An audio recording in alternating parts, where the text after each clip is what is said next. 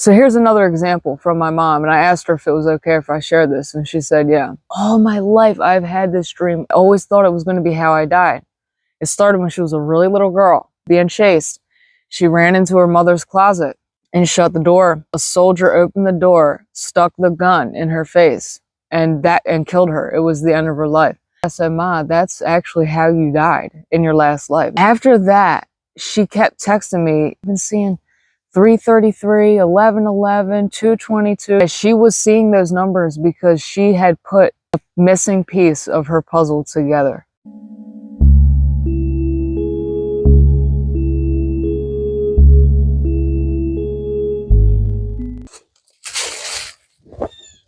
Hey everyone, and welcome. I'm Val Mason. In today's video, we are going to be talking about signs and synchronicities. This is such an exciting, such a popular and hot topic, and has huge interest in the world right now, at the very least, because so many people are starting to experience these synchronicities in their lives that are undeniably tailored for them. Perhaps one of the most common signs and synchronicities we receive are through numbers, or through totals when we are purchasing something from the store or even from the internet, times on the clock. And what this really does is it creates a lot of questions. And let me go ahead and just give a reminder really quick that everything is energy. We are energy. We live in a giant sea of energy. Everything that we can touch, taste, smell, hear, feel is all created of energies. Numbers carry a specific frequency. Songs carry an energy. Movies, everything that we create, every thought that we have is an energy. So that's why a lot of these synchronicities, okay, on a soul level, we find ourselves syncing up and matching with songs and with movies. And we experience life mystically and spiritually and energetically as a map or a giant puzzle where we're all the puzzle pieces. And together we find the answers. So I want to give a little background story on me about an angel number of mine, the one that has found me the very most out of all of them. And it began after my Kundalini awakening. All the numbers, 111, 222, 333, and so on, 1111, 1212, you name it, 420, out of all of them, the one number that has found me the very most throughout my spiritual awakening journey has been 1101. This number has found me when I just wanted to hide. It found me when I was completely elated with love and bliss and joy. It's found me when I've been at my absolute lowest and feeling stuck and feeling hatred. You know, it's popped up as an archetype in my psyche, like the Wicked Witch of the West, when all I wanted to be was an innocent and oblivious Dorothy.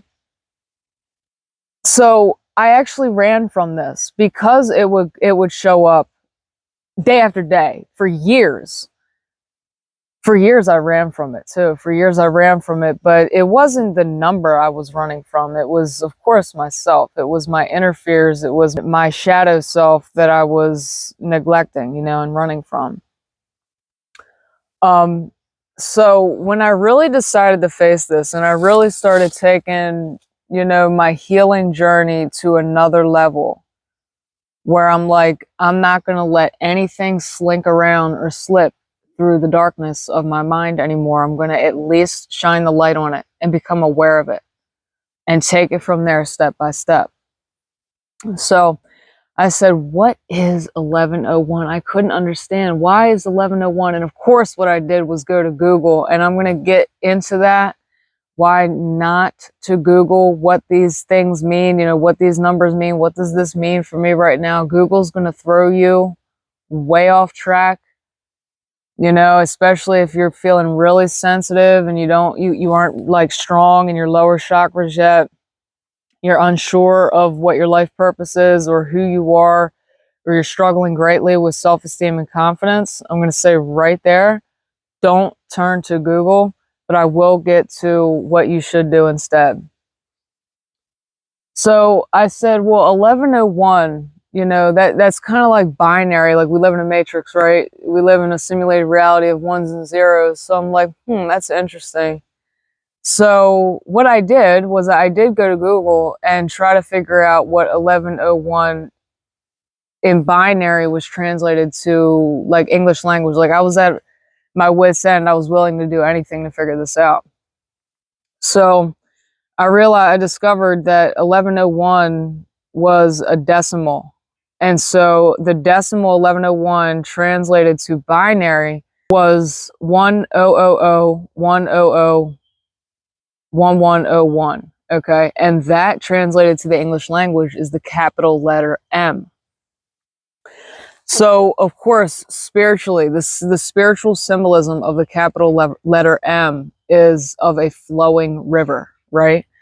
And that could not make any more perfect sense for me in my own life and journey in this path. Like, all signs and symbolisms and interpretations of dreams that I've had, everything makes beautiful sense. There is an upside to, feeling lost and feeling confused, because it's going to make sense. And when it makes sense, it's going to be such a relief. So I won't get into depth as to why exactly that makes perfect sense for me. But generally speaking, the whole idea of flow was about me coming into harmony with my human self, my spirit self, body, mind, and soul, and flowing in my creations and in my purpose and just everything. Here's another example from my mom, and I asked her if it was okay if I shared this, and she said, yeah. So she told me a few times throughout my life about this nightmare that she had when she was a kid. And recently she told me again, and she said, all my life, I've had this dream all my life. I always thought it was going to be how I died. It started when she was a really little girl, and there was something happening. So she was being chased. She ran into her mother's closet and shut the door. And then a man opened it. It was a soldier. A soldier opened the door, stuck the gun in her face, and killed her. It was the end of her life. And she had that nightmare over and over. And so, you know what I said? I said, Ma, that's actually how you died in your last life. That was how you died in your last life. That's not how you're going to die. She goes, oh my gosh. And so after that, she kept texting me. I didn't think of it right away. And of course, she didn't realize this, but she texted me and she kept saying, you know how you were talking about how you see those numbers all the time? I've been seeing 333, 1111, 222. She kept saying that day after day. And I realized that she was seeing those numbers because she had put a missing piece of her puzzle together. She had realized something. And that is what happens when we start to tune in and tap in to why we're here, what our purpose is, questions about past lives. We start asking the deeper questions of life. That's when we start to see these signs and synchronicities, and things just start to click. And, she said to me, she goes, if I'm not mistaken, these numbers mean something, right? I'll have to look into it, love you, whatever.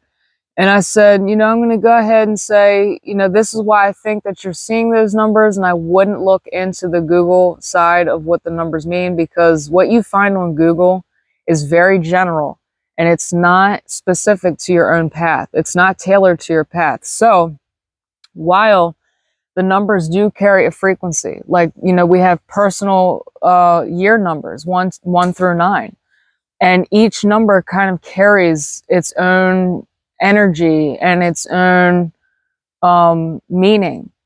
A lot of time, and while I do believe that every number does have a specific meaning, I think it's actually wise and healthy to not dig into exactly what it means, but just to take the note that, okay, I'm on the right path. I'm guided.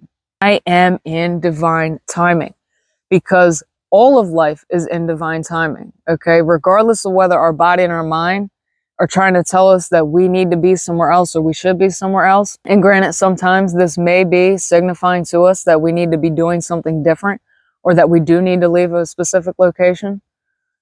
Life is in divine timing, period. Period. You're always where you're meant to be.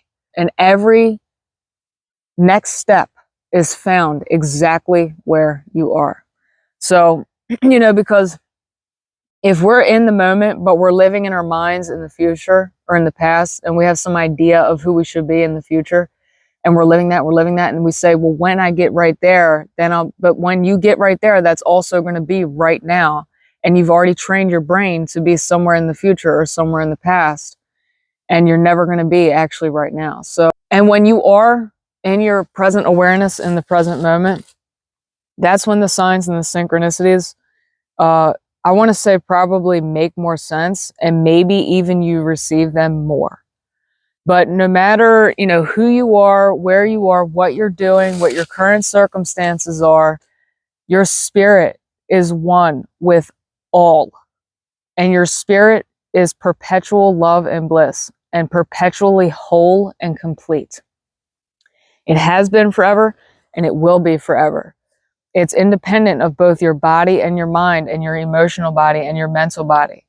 Okay, so the idea in life really, and what the signs and synchronicities are guiding us towards, is being able to harmonize everything, with our spirit and with our path and our purpose. So let me really quick explain why it's not the best idea to Google what certain numbers mean, or like, what does this mean, or even dreams, like with dream interpretation.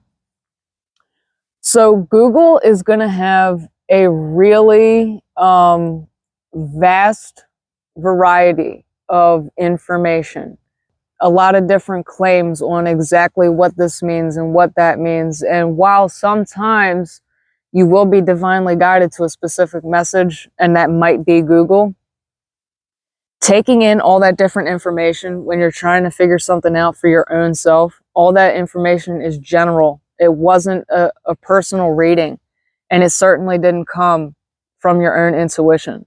Your own intuition. You are the best person to interpret what these numbers mean. And let me touch back on what I said earlier. I don't think the idea so much all the time is to figure out exactly what it is and get out a box and stuff it in it and pin a definition on it. It's good to search, but it's not good to search too much for answers. And the best thing that you can do is tap in and tune into your own intuition. You have the ability, I did it myself, you have the ability to go from someone who hardly even believes in this stuff to someone who thinks that they might have the ability to interpret their own signs, to somebody that actually does on a daily basis and has become a conscious creator and uses these signs and synchronicities and messages in the wind and everything to help guide them along their journey. So it goes from like lack and doubt to like full-blown knowing. It's not even trust or maybe believing, it's knowing. So that is the biggest benefit of being your own interpreter for your signs and synchronicities, and not needing to go to a psychic, not needing to go to Google or even like other social media platforms and searching for all your answers out there. I think all of us find reflections in these messages from other people. A lot of people go to psychics. There's nothing wrong with that. But I want to say, trust yourself first. And so when it comes to dream interpretation, actually Google would probably be, Google or a book, these would probably be good resources to figure out the symbolisms of certain dreams of spirit animals. You'll find the general energy and meaning of these different factors within your dream. And then you'll see how they were interacting and how it was put together, and it will make such perfect sense for where you are in your life, what you're entering, a step that you might be working through or overcoming. So dream interpretation is probably a little bit better to go, and search on Google for, and eventually, like I do, mostly I just interpret my dreams. And a lot of times my dreams won't even make sense until a couple hours after I wake up, and I'll realize that makes absolute perfect sense. It couldn't fit better to exactly what I'm going through right now, stepping into, rising out of, and that sort of thing. I guess the overall message here to take away absolutely is to learn how to trust yourself, be your own interpreter, tune into your intuition. You are a player in this life. You are one with this life. There's no person better in life to interpret your signs and synchronicities, the things that happen in your life, than you. And while it is crucial, and while we do need people on the outside to give us a perspective of ourselves that we can't quite see from where we stand, if you don't have this currently, you can also step back and take a broader look at your own life.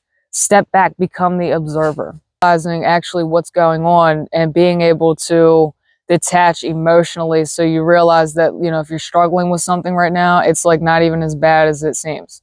No matter how bad it might seem, it's not as bad as it seems, because you were made for your life. You were made for your body. You were made for your path.